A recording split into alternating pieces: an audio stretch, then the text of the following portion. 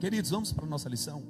Estamos na escola bíblica para todos e estamos estudando uma lição muito forte: heresias e modismos em pleno século 21.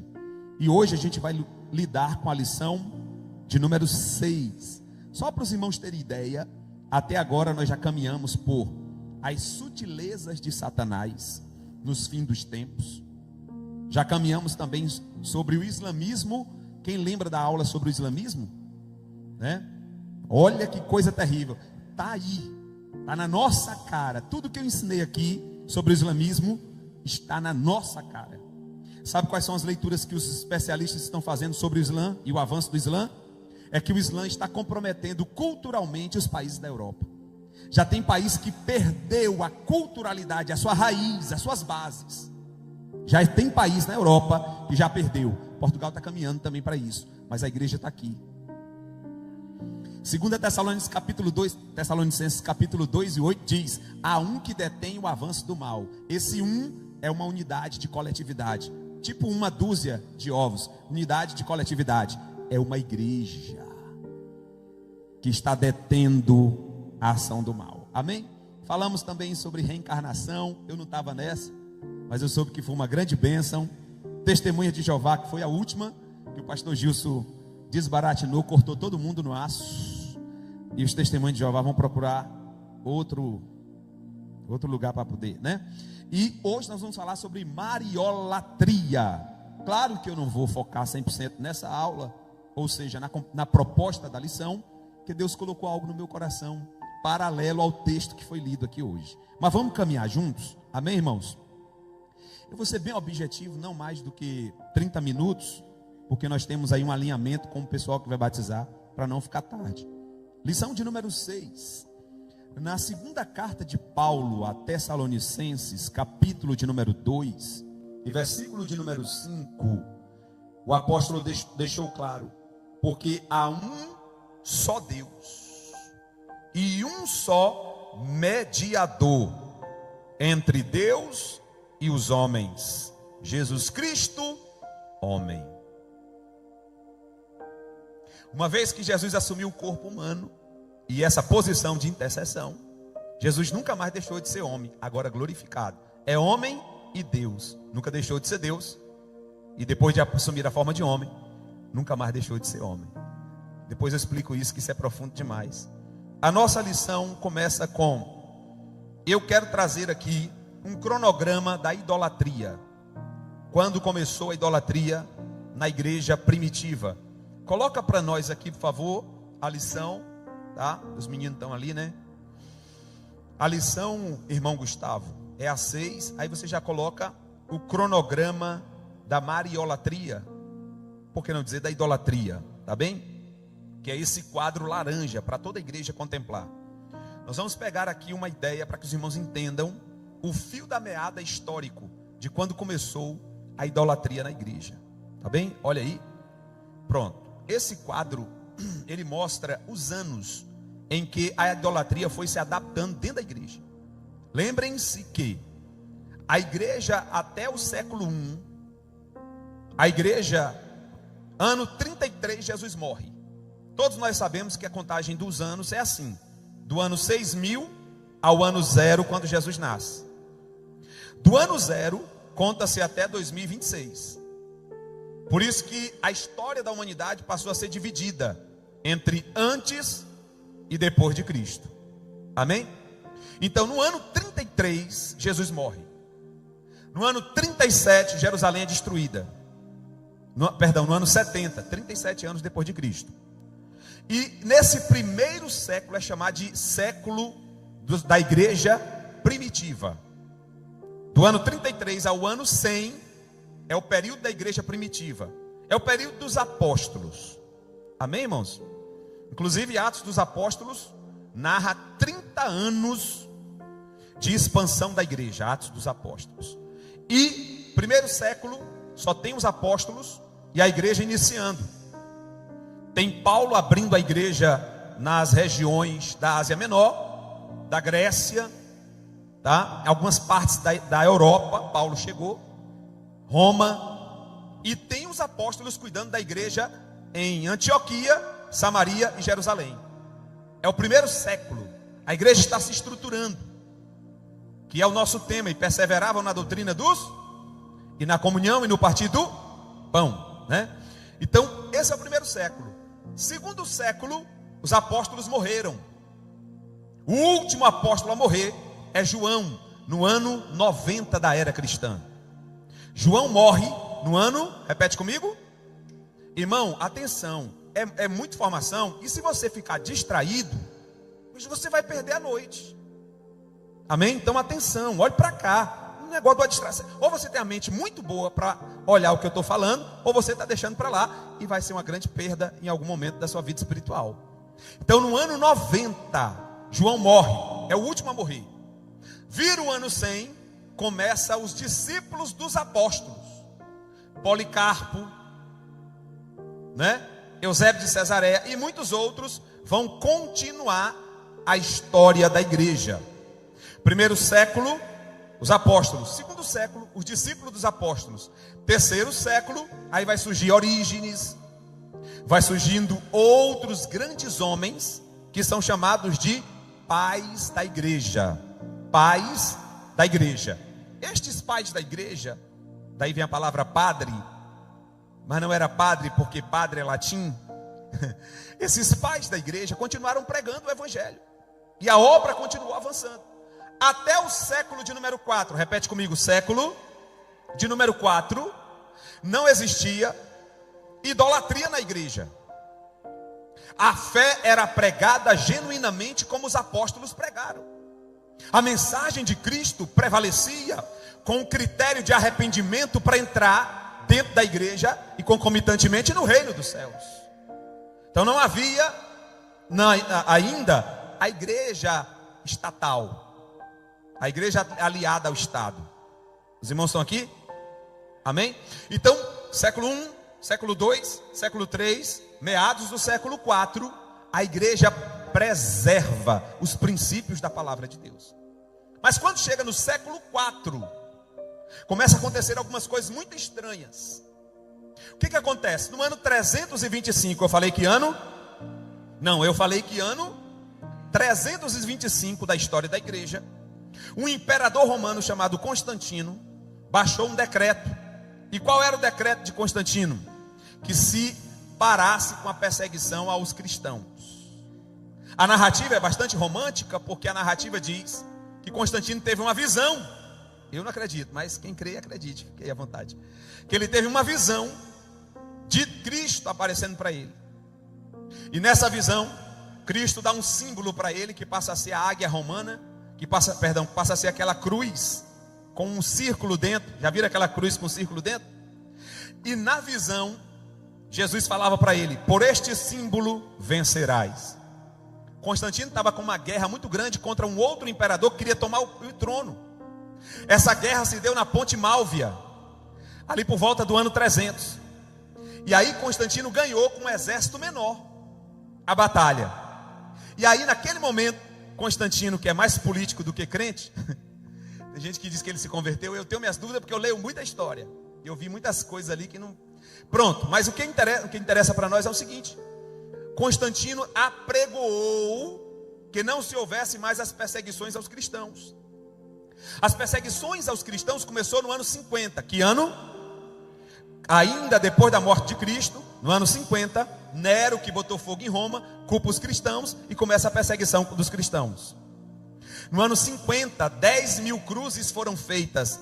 10 mil cristãos foram crucificados nas ruas de Roma e na rua Ápia, na saída de Roma, e foram acendidos como tochas. Eles foram melados de óleo e acendidos com fogo, e parecia uma iluminação satânica. E isso foi promovido por Nero. Depois vem Domiciano, Diocleciano, e aí vai embora. Só que no ano 325, Constantino decreta que os cristãos deveriam não ser mais perseguidos. Tá bem? Eu já vi alguém pregando dizendo que Constantino, ele tornou o império cristão. Não, Constantino decretou que não houvesse mais perseguições. No ano 383 é que Teodósio, outro imperador, decretou que todo o império romano seria agora crente. Então os irmãos perceberam que a partir daí começa a coisa a ficar ruim, ficar feia. Porque até aí era a pregação do evangelho. Até aí era o testemunho dos mártires, morrendo pela fé. E pessoas se convertendo. Morria um, se convertia 10, 20, 30. Porque as pessoas não entendiam como é que alguém não retroage diante dos leões. Que fé é essa? Eu quero conhecer. E aí ia para as igrejas, nas tumbas, nas cavernas e nos bosques, e era evangelizado. Então o critério era arrependimento, era pela fé. A partir de 325, ou precisamente 383, agora todo o império é cristão.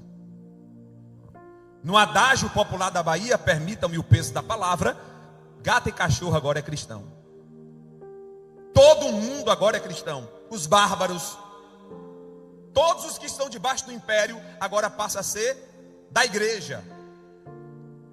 Por quê? Porque os imperadores percebiam que o cristianismo estava crescendo tanto, que não tinha como promover uma guerra contra eles e contra os inimigos que estavam chegando próximo de Roma. Então eles resolveram ter essa ideia política, tanto Constantino quanto Teodósio, de transformar o império em cristão. Cansei você? Está cansado? Ainda não? Então vamos caminhar um pouquinho que eu volto para a lição. É só um pouco de introdução na história. Então, o que acontece? Com a igreja aliada ao Estado, e agora, a igreja crescia debaixo de perseguição, mas orava, buscava e rompia. Agora, aliado ao Estado, a partir do século IV, o Estado agora está financiando a igreja. Olha que reviravolta. Por isso que eu acho que lá no Brasil está acontecendo alguma coisa de permissão de Deus. Porque a igreja estava muito garantida. E a garantia da igreja é Deus, ninguém mais. Então tem coisas que a gente precisa fazer uma leitura e só saberemos nos daqui aos 40 anos. Se alguns aqui estiverem vivos ainda, eu não sei se estarei. Então olhe bem atenção aqui, preste bastante atenção. A igreja perde a visão no século IV. No século IV a igreja está aliada ao Estado. O imperador começa a interferir dentro da igreja. O romano, o imperador romano. É aí que começam a surgir, amados, as imagens. A princípio, as imagens, tanto dos apóstolos, como de todos aqueles outros que os irmãos conhecem, começa a ser trazida apenas como memoriais.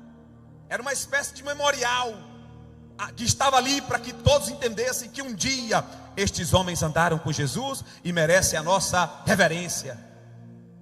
Mas com o passar do tempo, passou de memorial para adoração mesmo. E esses homens e essas imagens, de homens e mulheres, passaram a fazer parte do culto, a serem adoradas. Então o ano é 370. No ano 370 começa o culto aos santos, professados por Basílio e Gregório Nazianzo. Isso foi para a menina acordar, que estava dormindo. Gregório Nazianzo foi um dos caras que mais promoveu esse tipo de iniciativa de adoração aos ídolos, tá bom? No século V, e a partir do século V, começa a surgir os papas. Homens inspirados por Deus, com autoridade paralela à Bíblia. O Papa passa a ter agora a palavra de Deus nos lábios. Tem agora a Bíblia, a palavra de Deus escrita, e agora tem a palavra do Papa. Olha como a coisa começa. Século V. No século V também, 431 da história cristã, Maria é proclamada a mãe de Deus. No século VIII, olha a coisa complicando, por volta de 789, é o início a culto às imagens e às relíquias. Então o culto passa a ser institucionalizado, oficiado. O que mais? Em 819, já estamos entrando no século IX da história cristã, começa a primeira festa da Assunção de Maria. Que festa é essa? Era a compreensão de que Maria subiu ao céu santificada. Primeira festa, 819. ainda no século 9, 880, foi a canonização dos santos. Aí São José, Santo Antônio, São Bartolomeu, São Cipriano, São Judas, e por aí vai. Então a canonização surgiu a partir do século 9, ano 880 da era cristã. Quando alguém chegar para você e dizer assim: a igreja tal é a igreja verdadeira, você diz: era. Até o século 4 a visão era dos apóstolos e o evangelho era a tônica. Do século 4 em diante perdeu as estribeiras, mas no século 16 Deus levantou Lutero.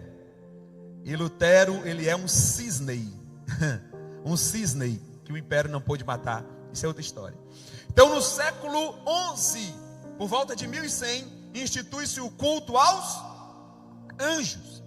Aí surge todas aquelas pinturas barrocas, de anjo para todo lado, anjo na ponta das catedrais, anjo no pináculo das catedrais, anjo nos umbrais das catedrais, anjo para todo lado, adoração a anjo. Alguns cristãos por aí até quiseram resgatar isso no meio das igrejas. O anjo chegou, eita! Mas graças a Deus que isso perdeu mais a moda, né? Aí no século de 12, em 1125, destituiu-se, discute-se a Imaculada Conceição de Maria. Ou seja, Maria Santa. Maria não teve outros filhos. Ela é imaculada porque só teve Jesus e Jesus do Espírito Santo. Então ela é sem pecado. Atenção. No século 14, 1854, o dogma da Imaculada. Século 20, 1950, a Assunção de Maria torna-se artigo de fé. Então, irmãos, ao longo da história, a igreja vai se perdendo. Mas no século 16, Deus levanta Lutero. Antes dele, Deus levanta John Hus, que foi queimado em uma fogueira, porque propôs a leitura da Bíblia acima da palavra do Papa. Propôs a pregação do Evangelho, a conversão e a salvação pela fé, conforme Romanos. E foi excomungado da igreja. E quando botaram ele numa fogueira aqui na Europa, assaram ele numa fogueira. Quando o fogo começou a arder, ele diz: hoje vocês matam um pato, um ganso. A palavra Hus é ganso em alemão. John Hus. Hoje vocês matam um ganso, mas eu já vejo Deus levantar um cisne que vocês não poderão matar. Referindo-se a Lutero. Aproximadamente, se não me falha a memória, 40 anos depois, Lutero começa a entrar nas discussões acadêmicas, propondo o conhecimento da Bíblia como fundamento único para sustentar a fé cristã. Ele mesmo se converte lendo Romanos, quando Paulo diz assim: o evangelho é loucura para os que se perdem, mas para nós é poder de Deus. A salvação é por meio da fé. Ele leu Efésios 2:8: pela graça sois salvos por meio da fé, não vem das obras para que ninguém se glorie. Aí ele diz: não tem como segurar essas conversas de padre e papa, a Bíblia é tudo o que nós precisamos. E ele começou a se dedicar à tradução da Bíblia para o alemão. 30 anos dedicado a isso, irmãos. Toque em alguém do seu lado e diga assim: o que você está fazendo para Deus? Diga assim: a causa de nós estarmos aqui hoje. Não, cadê você? A causa de nós estarmos aqui hoje, de existir culto, é porque o Espírito Santo é o dono da igreja. Mas também é porque homens se colocam na posição, entregam a sua vida para que o evangelho chegue até nós, irmãos. Faz alguma coisa mais por Jesus. 30 anos, abriu mão de tudo, e viveu para a tradução da Bíblia. Tentaram matar o homem, um príncipe que era contra a coroa, pegou ele, botou debaixo do braço, levou para o castelo dele, e o homem trabalhou em paz, e a Bíblia foi traduzida para o alemão. Para quem não sabe, quem rechaça nós, quando a gente está evangelizando aí, aqui na Europa, quem joga a gente de lado, quem desrespeita a gente, não entende que a revolução cultural na Europa se deu por causa da reforma protestante. A primeira prensa que criou o mecanismo de fazer livros em série, a prensa, a tipografia antigamente, né? É a prensa de Gutenberg. E o primeiro trabalho de Gutenberg foi a expansão da Bíblia traduzida por Lutero. Vocês não sabiam disso? Essa prensa revolucionou a tecnologia do conhecimento, da educação. Vocês estão entendendo, irmãos? Com a reforma protestante, Luiz, começou-se a montar faculdades dentro dos mosteiros. E as melhores faculdades do mundo, Cambridge, a faculdade de Harvard, essa da Inglaterra aqui, as melhores do mundo, eram faculdades fundadas por reformadores. Vocês estão entendendo isso aqui? A importância do Evangelho? Estou falando tudo isso para a gente entrar na lição. Vocês aguentam mais um pouquinho? Amém? Quando eu leio a história desses homens, eu digo assim: eu sou uma vergonha. Eu sou uma vergonha, Senhor. Me ajuda, Jesus. Me ajuda a fazer alguma coisa, alguma coisa. Irmão, bate no seu peito nessa noite e diga assim: Deus, não me deixa morrer cheio do plano que o Senhor colocou para me fazer. Morra como Jesus. Recebe essa aqui nessa noite. Jesus, de braços abertos, pregado na cruz, ele disse: está com, em outras palavras, eu não vou levar para o túmulo de Arimateia emprestado nenhum propósito que o Senhor estabeleceu para me cumprir. Eu estou morrendo vazio. Cumpra o propósito de Deus na sua vida, meu amado. Se esmere para saber. Isso é a maior riqueza que você vai encontrar nessa vida. Nenhuma realização se comparará a isso. Nenhuma vitória, nenhuma bênção, nenhuma riqueza, nenhum resultado, nenhum sonho alcançado poderá se comparar a você descobrir o motivo pelo qual você existiu e se entregou por ele, deixando um legado para a sua própria próxima geração. Amém, irmãos? É por isso que eu fico fazendo essas coisas. Mas Deus é com a gente, amém? A vitória é nossa. Primeiro ponto da lição. Essa foi a introdução mais longa que eu já fiz das lições aqui. E faltam só 20 minutos para terminar a aula. E vou terminar 8 horas em ponto. Primeiro ponto. O que é mariolatria, irmãos? O que é mariolatria? Primeiro tópico fala sobre idolatria. O termo idolatria vem de duas palavras gregas. Primeiro, eidolon. Eidolon. Da onde vem a palavra ídolo, né? Que também quer dizer imagem de uma divindade ou divindade pagã. A palavra também no latim, latreia, significa serviço sagrado ou culto, tá? Então, a idolatria é a forma pagã de adoração. Por que pagã? Porque não é diretamente a Deus. Criou-se a concepção de que existe intercessores. Você sabia que se você chegar em qualquer igreja dessas tradicionais aí fora, essas igrejas barrocas, essas antigas, e perguntar: vocês adoram a Deus? Adoramos. Mas por que vocês adoram Zé? Não, ele é o mediador. Aí nós lemos hoje em Tessalonicenses 2:3, primeira carta, Paulo dizendo: só existe um mediador entre Deus e os homens, Jesus Cristo, homem. Então a idolatria é isso, é desviar de Deus o que pertence a Deus. Eu estava estudando esses dias a primeira carta de Pedro. Quando chega no capítulo 3, versículo 15, Pedro diz assim: antes santificai a Cristo em vossa maneira de ser, e estai pronto para responder àqueles que pedirem a razão da vossa fé. Por Por que você crê? Quais os fundamentos disso que você diz que crê? Pedro disse: esteja preparado para responder.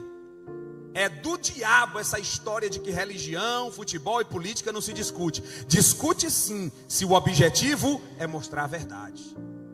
Amém, irmãos? Pedro está dizendo: esteja preparado para responder.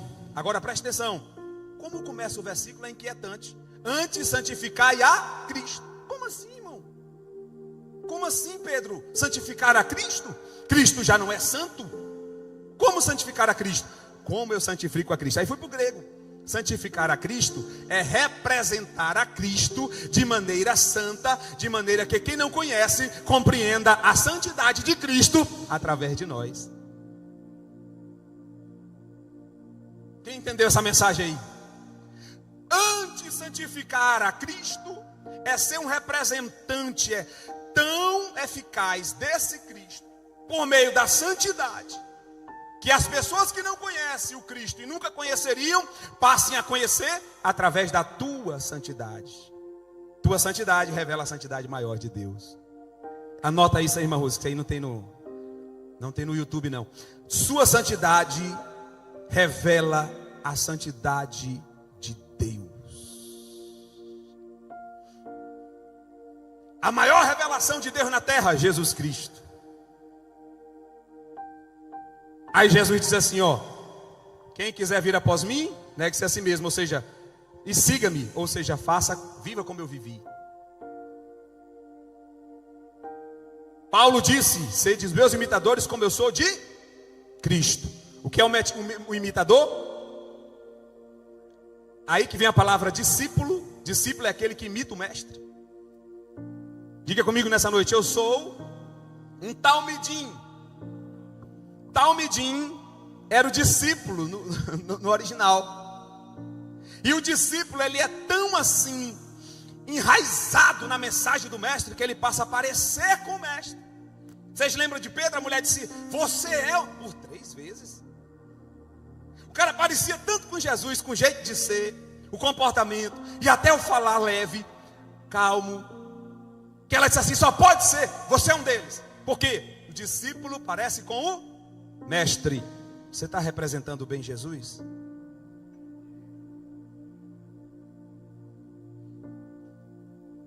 Quando olham para você, o que vem? O Pedro antes ou o Pedro depois do Pentecostes? Porque o de antes a gente já sabe. Aqui estava cheio de Pedrão. Tinha cada Pedrão aqui, meu irmão, que se pisasse no pé, tomava na tábua do rosto. Mas hoje, depois do Espírito Santo, virou uma ovelhinha. E eu vou dizer uma coisa séria para nós aqui nessa noite. Quem é ovelha tem a proteção do leão. Quem quer ser leão, resolve-se com o leão da maldade, que é o diabo. Eu prefiro ser ovelha. Vamos lá. Então, essa é a ideia da idolatria. Irmãos, tudo que toma o lugar de Deus em nossa vida é idolatria. Estreitar um pouco. Tudo. Nós falamos ontem sobre servo, né? Serviço. Foi ontem, foi quinta. Alguém pregou sobre 2 senhores. Como é que eu denuncio que alguém é senhor sobre a minha vida? O tempo que eu dedico a isso. O tempo que eu dedico, a devoção que eu dedico, a dedicação que eu dedico, isso estabelece sobre mim um senhor. Se o melhor tempo da minha vida é dedicado a Deus, então Deus é o meu Senhor. 2, adoração. A adoração já falamos ali, que começou a partir do século 18, mas desde antes eles já faziam, né? O termo adorar na Bíblia vem da palavra proskinel. Diga comigo, proskinel. Essa palavra grega quer dizer se entregar em sacrifício voluntário, com serviço. Vou explicar. Vocês lembram que Abraão preparou a lenha para Isaac? Quem foi que preparou a lenha para Isaac se deitar em cima? Não foi Abraão, não, foi Isaac. O próprio Isaac preparou o ambiente do seu sacrifício. E isso representa muito bem o que é adoração. Estou falando aqui no sentido positivo. Na lição é no sentido negativo, é adoração a ídolo. A nossa adoração é o que? Proskinel. O que é proskinel no grego? O ato de se entregar em sacrifício preparado por você mesmo. Eu mesmo preparo o sacrifício no qual eu vou morrer em adoração a Deus. Irmão, você sabia que não tem como adorar a Deus vivão? Tem que morrer? Agora foi que deu. Tem que morrer, pastor Paulo. Jesus disse ou não disse? Quem quiser ganhar a sua vida, perdê-la-á. Mas quem perder a sua vida, o perder ali é entregar à morte. Quem perder a sua vida, achá-la. O que é morte, pastor? Morte para o mundo, morte para os desejos, morte para o eu, morte para o ego, para o velho homem. Novo nascimento para Deus, espírito conectado com Deus. Só tem adoração de quem nasce de novo. Enfim, então proskinel quer dizer preparar o altar de sacrifício, se amarrar sobre ele e se entregar totalmente. Quem está entendendo isso aqui? Quem é um proskinel de Deus aqui nessa noite? Irmãos, a gente tem que parar de dar reserva, de se reservar. Pelo amor de Deus, ó, se entrega. Eu já vou seguir aqui, tá bem? Terceiro tópico. Aí vem o culto a Maria. Já falamos ali no quadro, eu vou seguir. Bota já o terceiro, segundo ponto, primeiro tópico. Também não vou falar mais sobre isso. Maria no catolicismo romano. Não vou falar porque já falamos bastante ali no quadro, né? Segundo tópico, posição oficial do Vaticano. Isso aqui é importante. O Vaticano fica aqui em Roma, né? Pertinho de nós.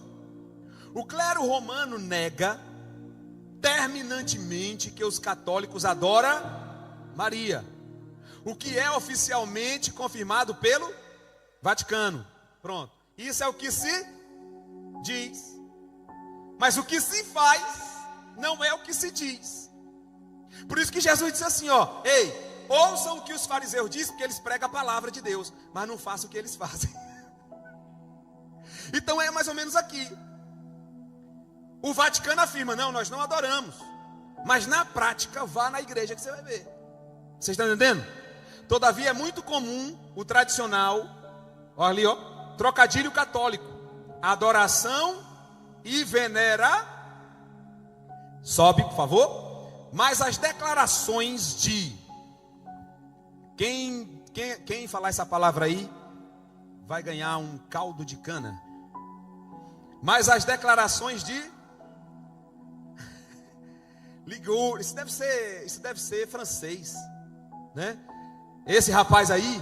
E as práticas dos católicos não ajudam a corroborar com a afirmação da igreja, dos romanos, dos romanistas, né? Então uma coisa é dizer uma coisa, outra coisa é viver aquilo. Amém? Então se diz que não, mas se pratica. Seguindo, vamos já para eu não vou mais falar sobre Roma, não. Tem alguns pontos aqui na lição. Terceiro ponto, Gustavo: Maria e a liturgia do catolicismo. Eu não vou mais falar porque chove um tanto quanto no molhado nessa noite. Já está terminando o meu tempo. A gente chove muito no molhado, porque a gente já sabe como é que funciona. Se você quer conhecer o clero, as homilias, as formas de culto, as liturgias, é muito fácil. Isso é muito fácil de acessar. Nós já sabemos, já estamos livres disso. Apenas observação no quarto tópico, quando definiram que Maria era mãe de Deus. Quarto tópico ali, ó, mãe de Deus, tá? Então eles usam esse termo também ao longo do tempo, que Maria é mãe de... Primeiro Maria era mãe de Jesus. Aí depois chegou-se no concílio de Calcedônia que Jesus é Deus. Então Maria é mãe de Deus. E aí cunhou-se esse título de Maria ser mãe de Deus, né? Isso foi ao longo da história. Todos nós sabemos que Maria não ficou santa. Maria teve filhos. Nós temos um texto na Bíblia categórico, amém? E que a ideia da concepção virginal é ok, mas a ideia da santificação posterior ao parto, não. Ela volta a ter relacionamento com, quer dizer, ela passa a ter relacionamento com José e vai ter os irmãos de Jesus. Tem até 2 deles que são discípulos de Jesus. 2 dos irmãos de Jesus. Quarto ponto, outras tentativas de divinizar Maria. Não vou mais falar sobre isso também. E assim nós terminamos a nossa lição dessa noite. Amém, irmãos? Eu cansei vocês? Não? Mas eu quero falar do nascimento de Jesus. Eu queria terminar dessa forma, de uma forma que vale a pena nessa noite, né? O nascimento de Jesus é algo entusiasmador. Nascimento de Jesus, está lá em Lucas 2, o nascimento de Jesus. Quando Jesus nasce, a primeira coisa que acontece é que Jesus revela as intenções do coração dos homens. Primeira coisa que acontece, quando Jesus nasce, eu já vou ficar só nisso, eu ia falar sobre 4 coisas aqui. Jesus revela a intenção do coração dos homens. Jesus nasce na manjedoura, todo mundo sabe. Os magos vêm prestar homenagem a Cristo, são estudantes da Bíblia. Não são magos de magia, são magos de ciência, ao contrário, são cientistas que estudam a Bíblia, pra vocês terem ideia. Os magos vêm visitar Jesus e passam onde? No palácio de Herodes. Quando chega lá, os magos dizem o quê? Nós viemos visitar o rei. Ora, se Herodes é o rei, e eles estão dizendo que vem visitar o rei, e pede a Herodes, que é o rei, o endereço do rei, como é que fica o coração do rei, que não é rei? Misericórdia, agora complicou, não foi? Jesus, que bolo. O rei está no trono, os magos respeitados, que são reis também, de outros reinos, estudiosos, chegam dizendo, viemos adorar o rei, dize-nos o endereço do rei. O rei que está no trono, preocupa-se com esse tal rei, que não é ele. Entenderam, irmãos? E faz o quê? E nesse momento, revela-se o coração de Herodes. Então Jesus revela o coração dos magos que vêm para adorar. E o nascimento de Jesus revela o coração do rei que não é rei, que está num trono que não é dele. Que Herodes nem é da descendência de Davi. Compreenderam? Então, a primeira coisa que acontece na nossa vida, que o nascimento de Jesus na nossa vida, e o nascimento aqui é espiritual, quando nós nascemos de novo em Cristo, Jesus revelou o que tinha no nosso coração. Para Herodes, qual foi o sentimento de Herodes? O sentimento de perseguição a ponto de matar 2.000 crianças. Qual foi o sentimento dos pastores no campo? De adorar ao Senhor. Devido ao anúncio dos anjos, nasceu na pequena Belém o Salvador do mundo. Glória a Deus nas alturas. O que os pastores fazem? Vão a Belém para adorar a Jesus. O que Herodes faz? Manda soldados a Belém para tentar parar o plano, o propósito de Jesus. Então o nascimento de Jesus revela 2 tipos de coração dentro da igreja. Os corações daqueles que querem manter algum tipo de sentimento egoísta, particular, e o sentimento daqueles que realmente adoram de verdade o Senhor. Quem está entendendo isso aqui, irmãos? Amém? Eu vou parar por aqui porque não dá mais tempo. Obrigado por vocês terem suportado até agora. Que Jesus continue abençoando a vossa família e a vossa casa. Amém? Já são 8 horas. Eu ia falar 4 coisas aqui legais, mas fica para a próxima, viu? Deus abençoe vocês. Quantos pegaram alguma coisa aqui hoje? Alguma coisa. A partir de hoje, que você queime. Jesus, eu vou para a tua casa. Eu já estou com o Senhor o dia todo. Mas quando chegar lá, que é o ápice da adoração, é aqui, eu quero queimar. Como, pastor? Queimar no altar da adoração. Eu não vou negociar a prioridade do Senhor na minha vida. O Senhor tem a primazia. O Senhor é a prioridade. O Senhor é meu principal alvo. E esses dias eu fiz um vídeo dizendo assim, não adianta tentar agregar Jesus e o propósito de Jesus à sua vida aos seus sonhos particulares. Por quê? Porque depois desse negócio de pastor, eu comecei a ver que as pessoas, eu vou mudar para tal lugar. Vai, vou. Mas orou? Eu estou vendo aí.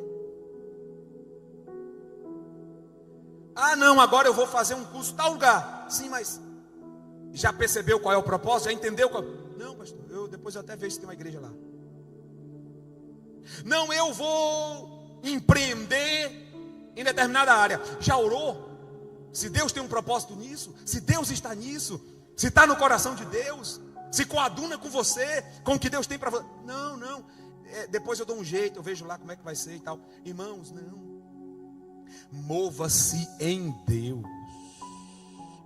Mova-se no propósito de Deus. Se Deus tem um propósito, eu vou. Se Deus não tem um propósito, eu não vou, mesmo que lá o salário seja o triplo. Se Deus tem um propósito, eu decido. Se Deus não tem um propósito, eu não decido. Se Deus já falou algo, já deu uma palavra para mim, seja rema na revelação, ou seja na Bíblia, eu me movo. Se Deus não falou, eu não me movo. Se Deus falou, eu abro o negócio. Se Deus não falou, eu não abro o negócio. Porque tudo faz parte de um grande plano. Deixa eu dizer uma coisa para você nessa noite que veio aqui para o culto. Tudo que gira em torno de você deve ter na sua mente a certeza e a clareza que faz parte de um grande plano. Então eu não estou aqui à toa. Então eu não faço isso à toa. Tudo tem um objetivo divino. Amém? Quando eu vejo um empreiteiro abençoar vários irmãos, é propósito de Deus. Quando eu vejo Deus usar alguém como algum tipo de cargo que abençoa outras pessoas, é propósito de Deus. Deus coloca pessoas em posições estratégicas para abençoar o seu povo. Mas nós temos que nos mover no propósito de Deus. Os meus sonhos se encaixam? Não se encaixa não? Pois trate de se encaixar. Irmão, nunca foi meu sonho estar aqui. Sonho humano. Mas se você não encaixa o seu sonho no propósito de Deus, sabe o que é que você vai ser? Você vai ser um Steve Jobs da vida. Sabe quem é que você vai ser? Você vai ser uma... Para não pegar muito pesado, mas tem tanto exemplo aí fora, né? Pessoas que estavam dentro da igreja perderam o sentido da igreja. A igreja já não cabia mais ele era uma estrela. A Whitney Houston, ela disse que a igreja já não cabia mais a voz dela. Aí foi cantar nos melhores eventos, no estrelato, como morreu Whitney Houston. Vazia, sem paz, com overdose de droga para tentar responder às questões da alma que ninguém mais responde senão Jesus, irmão. Então, queridos, conselho de Deus, se você for fazer, ore, peça direção. Tem um propósito do Senhor. O Senhor me quer lá para quê? Por que eu cheguei aqui? Amém, irmãos? Mova-se em Deus. Não mova por oportunidade. Não se mova por propostas. Não se mova por resultados. Mova-se por um incentivo, um propósito: agradar a Deus, fazer a vontade dEle e ser útil de alguma forma para esse reino maravilhoso. Amém? Eu não cansei vocês não, né? Cansei? Deus abençoe, fiquem de pé, muito obrigado. Já são 8 horas em ponto. Ah, linda, tem 4, viu? Mas eu acho que foi tanta informação hoje que eu acho que a gente ficou até meio tonto, né? O apóstolo Paulo morreu, Lucas morreu, João morreu, e eu não estou passando muito bem, tanta informação. Vamos levantar as nossas mãos ao céu. Levante suas mãos ao céu. Diga: Senhor, eu quero ser o sacrifício, Pai. Senhor, eu quero ser a oferta. Eu quero queimar por Ti, Senhor. Porque o Senhor não reservou nada, não se reservou. O Senhor se entregou totalmente por mim. Deus, me ajuda a ser útil para este reino maravilhoso. Um reino que vai para além de igreja também. O reino não se expressa só na igreja. Um reino que se expressa em vidas. Um reino que se expressa através de manifestações que abençoe outras vidas. Me ajuda a ser útil, Senhor. Não se despeça, me ajude a ser útil, Senhor. Eu quero servir nesse reino. Eu quero santificar a Cristo através da minha vida. Eu quero estar pronto para responder às necessidades de quem me pergunta a razão da minha fé. Eu quero queimar no teu altar de adoração. Eu quero deixar de ser econômico espiritual. Eu quero gastar toda a adoração numa noite só, como se fosse a última noite. Em nome de Jesus, Senhor, que esse seja o nosso espírito, Pai, nessa noite. Que esse seja o nosso espírito como adorador e como igreja, para a glória do teu nome, Senhor Jesus. Amém e amém. Deus abençoe os amados irmãos. Estenda suas mãos para cá.